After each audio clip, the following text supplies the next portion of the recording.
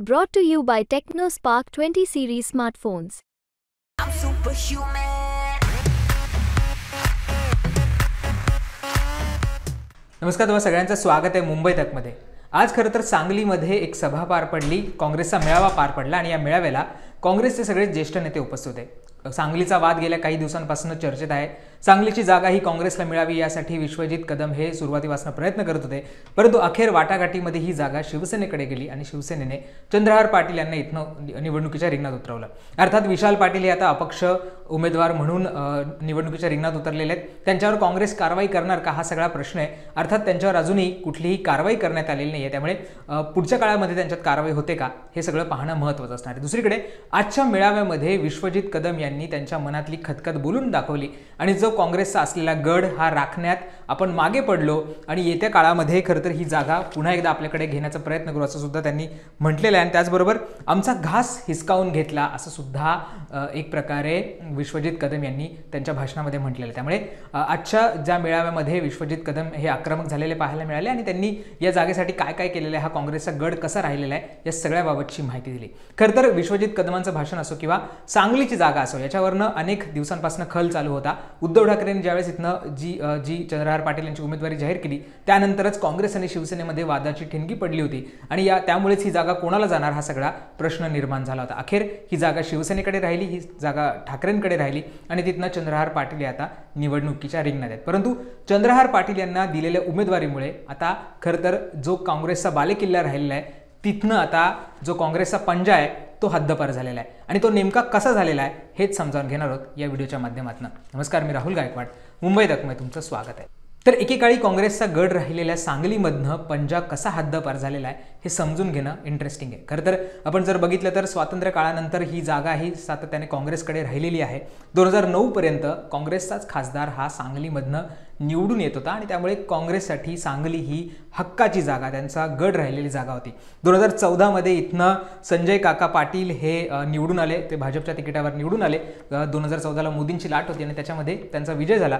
2019ला सुद्धा संजय काका पाटील हे निवडून आले आणि पुन्हा एकदा जो काँग्रेसचा गड होता तो भाजपच्या ताब्यात काहीसा गेलेला आपल्याला पाहायला मिळतं।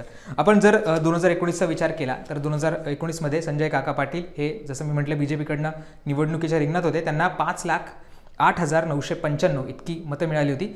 तर दुसरीकडे स्वाभिमानी शेतकरी पक्षाकडनं विशाल पाटील जे सध्या अपक्ष उमेदवार आहेत ते उभे राहिले होते आणि त्यांना 3,44,743 इतकी मतं पडली होती। तर VBAकडनं म्हणजे वंचित बहुजन आघाडीकडनं गोपीचंद पडळकर हे निवडणुकीच्या रिंगणात होते आणि त्यांना 3,02,34 इतकी मतं पडली होती।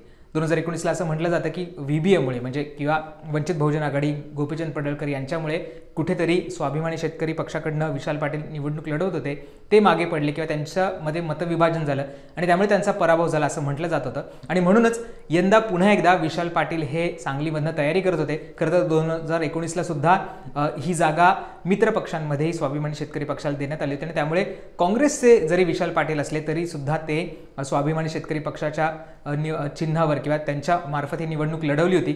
आता 2024चा विचार केला तर 2024 मध्ये पुन्हा एकदा विशाल पाटील हे तयारीला लागले होते। अनेक महिन्यांपासून ते तयारी करत होते। विश्वजित कदम हे या जागेसाठी आग्रही होते आणि त्यांनी सुद्धा एक प्रकारे जी पक्ष बांधणी आहे ती सांगलीमध्ये केली होती। परंतु झालं असं 2024 मध्ये आता ही जागा ठाकरेंनी जाहीर केल्यामुळे आणि चंद्रहार पाटील यांना उमेदवारी दिल्यामुळे 2024 मध्ये सुद्धा आता इथे पंजा नसणार आहे, इथे काँग्रेसचं चिन्ह नसणार आहे। 2019 मध्ये स्वाभिमानी शेतकरी पक्षाकडनं विशाल पाटील यांनी उमेदवारी दाखल केल्यामुळे काँग्रेसचं चिन्ह नव्हतं आणि 2024 मध्ये यंदा सुद्धा काँग्रेसचा इथे उमेदवारच नसल्यामुळे इथे आता पुन्हा एकदा काँग्रेसचा पंजा नसणार आहे। 2024 मध्ये कसं इथे लढत आहे ते बघणं महत्त्वाचं आहे। 2024 मध्ये संजय काका पाटील यांना पुन्हा एकदा तिसऱ्यांदा संधी दिलेली आहे बीजेपीकडनं।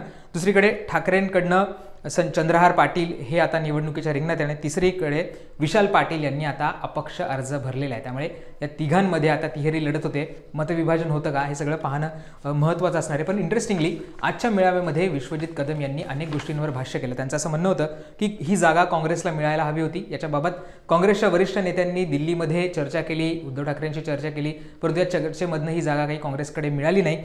3 महिन्यांपासून खरं तर आम्ही मागणी करत होतो या जागेसंदर्भातली, परंतु तरी सुद्धा याच्यावर कुठलाही निर्णय झाला नाहीये। विशाल पाटलांना त्यांचं म्हणणं होतं की आम्ही विश्वास दिला, त्यांना तयार केलं, पक्ष बांधणी केली या सगळ्या भागामध्ये।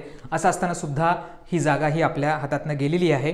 खरं तर जेव्हा महाविकास आघाडीची किंवा इंडिया आघाडीची बैठक ठरली होती त्याच्यामध्ये कोल्हापूरची जागा ही शिवसेनेला दिली जाईल आणि सांगलीची जागा ही काँग्रेसकडे राहील असं ठरलं होतं. परंतु कोल्हापूरमधनं छत्रपती शाहू महाराजांना निवडणुकीच्या रिंगणात उतरवण्यात येणार होतं आणि त्यामुळेच छत्रपती जे जागा म्हणतील किंवा ज्या पक्षाकडनं ते निवडणूक लढवायचं म्हणतील त्या पक्षाचे ते उमेदवार असतील असं ठरवलं गेलं होतं.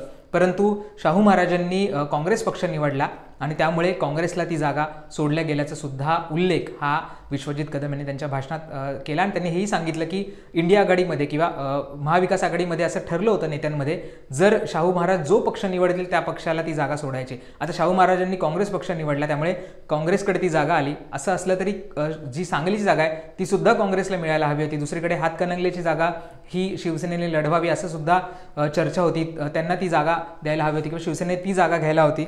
परंतु सांगलीच्या जागेवरनं दावा सोडायला हवा होता असं सुद्धा विश्वजित कदम यांनी सांगितलेलं आहे. त्याचबरोबर उद्धव ठाकरेंनी कोणालाही न सांगता किंवा मवियाच्या नेत्यांना विचारात न घेता थेटपणे ही उमेदवारी जाहीर केल्यामुळे सुद्धा विश्वजित कदम यांनी त्यांच्या भाषणामध्ये नाराजी व्यक्त केली आणि शेवटी ते हेही म्हणले की आमचा घास आमच्या तोंडातनं तुम्ही हिरवलेला आहे असं सुद्धा त्यांनी म्हटलेलं आणि पुढे जाऊन याचा वचपा आम्ही काढू असं सुद्धा ते त्यांच्या भाषणामध्ये म्हणलेले. एक प्रकारे त्यांनी उद्धव ठाकरे असेल किंवा ठाकरेगड असेल त्यांना सुद्धा इशारा दिला आहे आणि त्यांच्या मित्रपक्षांना सुद्धा इशारा दिलेला आहे की तुम्ही आमची जागा आमच्याकडनं हिरावलेली आहे, पुढच्या काळामध्ये आम्ही ही जागा आमच्याकडे ठेवण्यासाठी किंवा याचा वचपा आम्ही पुढच्या काळात काढू असं सुद्धा विश्वजित कदम यांनी म्हटलेलं आहे. परंतु जसं मी सुरुवातीपासून म्हटलं की 2019ला इथे पंजाचं चिन्ह नव्हतं आणि 2024ला सुद्धा आता इथं पंजाचं चिन्ह नसणार आहे.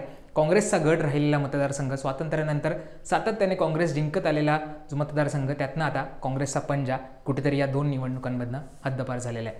तुम्हाला विशाल पाटलांच्या भूमिकेबाबत, विश्वजित कदम यांच्या भूमिकेबाबत काय वाटतं हे आम्हाला कमेंट करून सांगायला विसरू नका. धन्यवाद.